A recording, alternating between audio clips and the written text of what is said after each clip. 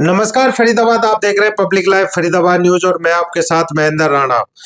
श्री गीता जयंती महोत्सव पूरे देश में मनाया जा रहा है और आज हम चर्चा करेंगे विश्व विख्यात संत श्री सुधांशु जी महाराज के प्रिय शिष्य विश्व जागृति मिशन फरीदाबाद मंडल से धर्माचार्य श्री सुनील ढोंडियाल से और जानेंगे कि पूज्य महाराज जी ने गीता को सरल शब्दों में किस प्रकार मानव तक पहुंचाने का प्रयास किया है।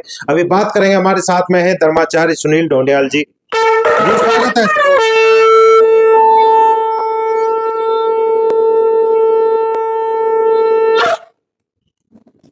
ओम कृष्णं वंदे सादरं वंदे सद्गुरुं कृष्णं वंदे जगद्गुरुं। ओम गीतायै नमः। ओम क्लीं कृष्णाय नमः। सर्वप्रथम श्री सद्गुरुदेव महाराज श्री के चरणों में बारंबार प्रणाम करते हुए, ध्यान गुरु डॉक्टर अर्चिका दीदी जी का स्मरण करते हुए, जैसे कि पब्लिक लाइव फरीदाबाद न्यूज के माध्यम से जितने भी दर्शक देख रहे हैं, सुन पा रहे हैं, श्रीमद् भगवद गीता सनातन का ग्रंथ है और श्रीमद् भगवद गीता सामान्य ग्रंथ नहीं है। गीता जयंती महोत्सव नजदीक है, पास में है। गीता जयंती अर्थात जिस दिन इस धरा पर भगवान श्री कृष्ण के मुखारविंद से गीता का गायन किया गया था, वह दिन है मार्गशीर्ष शुक्ल पक्ष एकादशी, जिस दिवस को हम मोक्षदा एकादशी भी कहते हैं। द्वापर में वह घड़ी आई थी जिस दिन भगवान श्री कृष्ण ने दोनों सेनाओं के मध्य में अर्जुन यानी पांडवों और दुर्योधन अर्थात कौरवों के मध्य में अपने रथ को स्थित करके भगवान श्री कृष्ण ने अर्जुन को गीता सुनाई थी। वह दिवस है आज से लगभग 5000 वर्ष पूर्व। देवियों सज्जनों, 5000 वर्ष पूर्व श्रीमद् भगवद गीता का प्रादुर्भाव हुआ था और अब तक बहुत से टीकाकारों ने श्रीमद् भगवद गीता पर टिप्पणियां करी, अपने विचारों के माध्यम से श्रीमद् भगवद गीता पर उपदेश दिया। लेकिन मैं आपको बताना चाहूंगा, विश्व विश्रुत सद्गुरुदेव महाराज श्री जिन्होंने श्रीमद् भगवद गीता का गायन किया और लगभग 50 वर्षों से अर्ध शताब्दी से संपूर्ण मानव कल्याण के लिए श्रीमद् भगवद गीता पर संदेश देते ही रहते हैं। आज भी बरनाला में पूज्य महाराज श्री का संदेश श्रीमद् भगवद गीता पर ही चल रहा है। अब तक लगभग 10,000 से अधिक गीता पर अपने प्रवचन पूज्य महाराज श्री दे चुके हैं। पूज्य महाराज श्री का जो श्रीमद् भगवद गीता पर प्रवचन है, जो संवाद है, इतना साधारण है, इतना ही सरल है, इतना ही दिल को छू लेने वाला है। वह कोई भी हृदय क्यों ना हो, हर हृदय को वह ज्ञान, वह शैली, वह संवाद जीवन में उतरकर और उस व्यक्ति के जीवन को फलीभूत करती है, चमत्कृत करती है, परिवर्तन लेकर आती है। ऐसी दिव्य वाणी हमारी गुरु की वाणी है, जो गीता वाणी है। आज मैं आप सभी दर्शकों को सर्वप्रथम पूज्य महाराज श्री ने श्रीमद् भगवद गीता पर आप पुस्तक ग्रंथ भी देख रहे हैं, इसी के आधार पर आपको मैं श्रीमद् भगवद गीता के विषय में बताना चाहूंगा। शुभ गति प्रदाता श्रीमद् भगवद गीता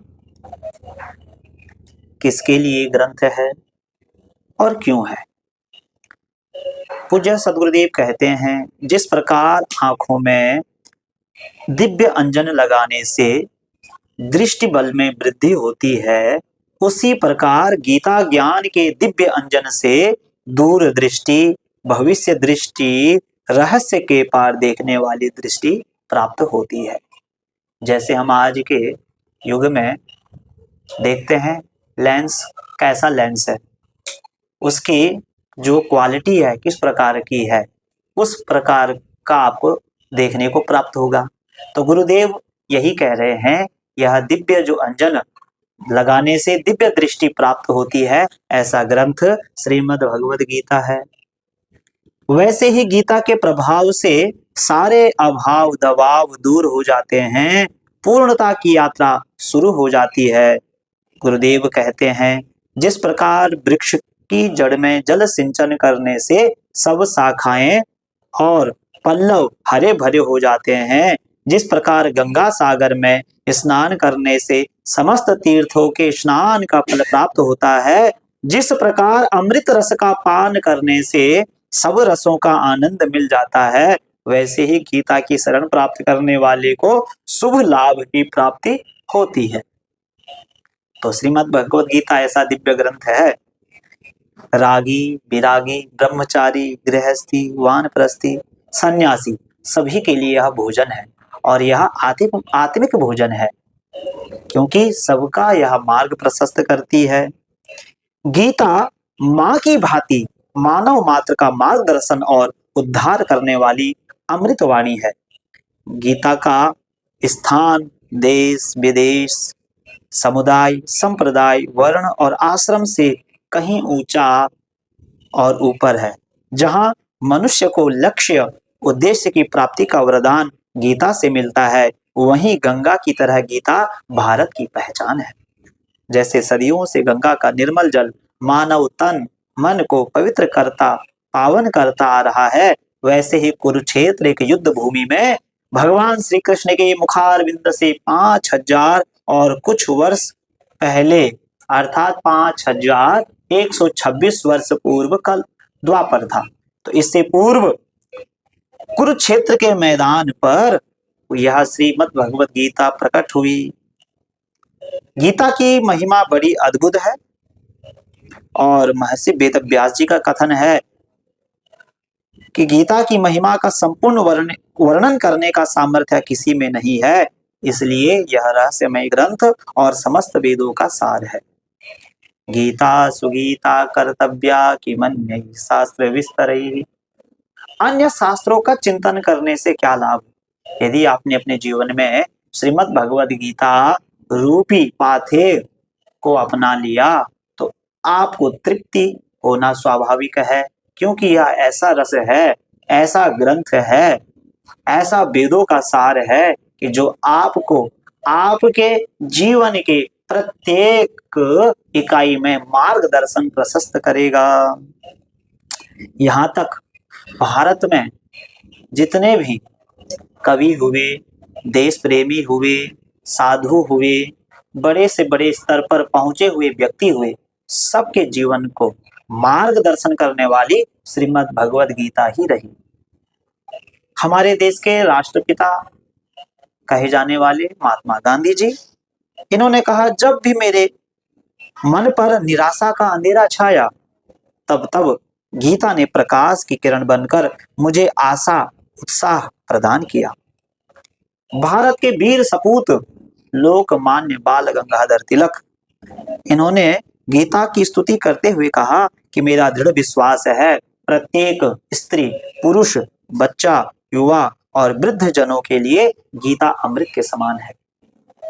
जैसे रोगी के लिए चिकित्सक की भावुकता कोई समाधान नहीं है, रोगी को ठीक करने के लिए चिकित्सक को कठोर होना ही पड़ता है, उसी में रोगी की भलाई है। उसी तरह गीता कर्तव्य पालन का बोध कराती है।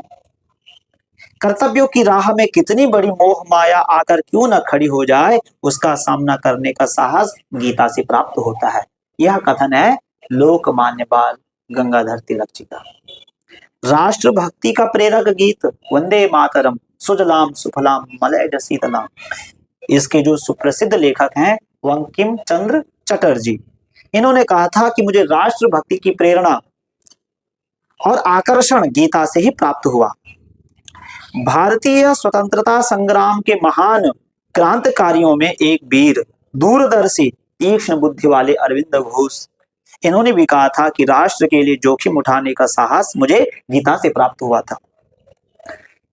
भारत का उत्थान, देवत्व का आनंद और बंधनों से मुक्ति गीता के ज्ञान से ही प्राप्त होगी। उन्होंने गीता की महिमा के ऊपर एक निबंध भी लिखा था। ऐसे श्रीमद् भगवद गीता है जो महाभारत, जिसका प्राचीन नाम था जय ग्रंथ। इसी ग्रंथ में भीष्म पर्व है। 18 पर्वों की यह गीता है और 18 पर्व में एक भीष्म पर्व है।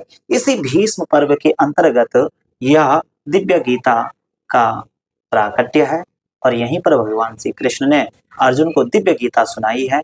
श्रीमद् भगवद गीता में 18 अध्याय हैं, 700 श्लोक हैं और 18 अध्यायों के अपने अपने नाम हैं। वह उस पर हम विस्तृत चर्चा करेंगे। तो यह दिव्य श्रीमद् भगवद गीता से जिन्होंने प्रेरणा ली और श्रीमद् भगवद गीता के शरण लेने से क्या प्राप्त होती है और कैसे जीवन हमारा आगे बढ़ता है, बड़े ही सहज, सरल, मधुर शब्दों में पूज्य गुरुदेव जी का यह सुंदर गायन है। आज हमने श्रीमद् भगवद गीता पर प्रारंभिक चर्चा की है पूज्य महाराज श्री के वचनों के माध्यम से। जो वचन पूज्य महाराज श्री ने कहे हैं वही वचन आप तक पहुंचाए हैं और अब कल से चर्चा करेंगे अर्जुन विषाद योग कि विषाद क्या है, भगवान कृष्ण क्या तात्पर्य है, अर्जुन का क्या तात्पर्य है। कल यहीं से धर्म क्षेत्रे कुरुक्षेत्रे समवेता युयुत्सवः मामकाः पांडवाश्चैव किम अकुर्वत संजय, जहां पर दोनों सेनाएं मध्य में हैं और अब संजय से प्रश्न होता है। धृतराष्ट्र कहते हैं कि मेरे पुत्रों ने और पांडु पुत्रों ने क्या किया। कल यहीं से हम चर्चा आरंभ करेंगे। हरि ओम।